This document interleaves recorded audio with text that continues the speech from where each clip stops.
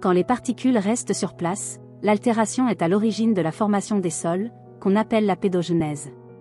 Tandis que les particules qui sont entraînées à distance par des agents de transport, comme l'eau, le vent, on parle d'érosion.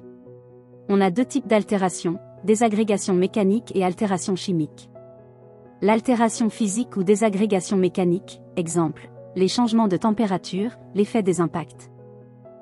L'altération chimique, qui est d'autant plus forte que la température et l'humidité sont élevées, notamment sous un climat tropical, on assiste par exemple à des phénomènes de dissolution, d'hydrolyse. Quant à l'érosion, considérée comme deuxième processus du cycle géodynamique. L'érosion est définie comme l'ensemble des phénomènes externes qui, à la surface du sol ou à faible profondeur, enlèvent tout ou partie des terrains existants et modifient ainsi le relief. Les agents de l'érosion et du transport sont le vent, les eaux courantes et la glace, et la gravité. Premier agent d'érosion, le vent. On parle de déflation éolienne.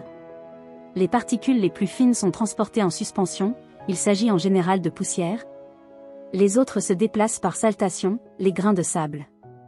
Concernant la sédimentation éolienne. Quand la force du vent diminue, les particules qu'il transporte se déposent et forment des dépôts éoliens comme les dunes. Des dunes en forme de croissant appelées barkhanes, des dunes transversales, des dunes en forme d'étoile, leur forme dépend de l'orientation et de la force du vent.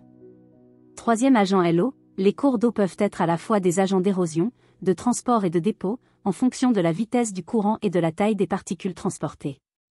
Ceci est figuré selon le diagramme devant vous. Quatrième agent est la gravité, les chutes se produisent quand la pente naturelle est supérieure à la pente limite d'équilibre. Les dépôts de gravité sont constitués essentiellement de matériel grossier, de forme anguleuse, ce qui est dû à l'absence de transport. On parle d'éboulis ou d'éboulements. Pour résumer, la genèse des roches sédimentaires se fait selon les processus suivants: altération, transport, sédimentation et diagenèse. Altération mécanique et chimique. Les agents de transport, le vent, la glace et l'eau. Suivant le mode et l'énergie du transport. Souvent stratification planaire ou oblique avec granoclassement gravitaire fréquent. La sédimentation.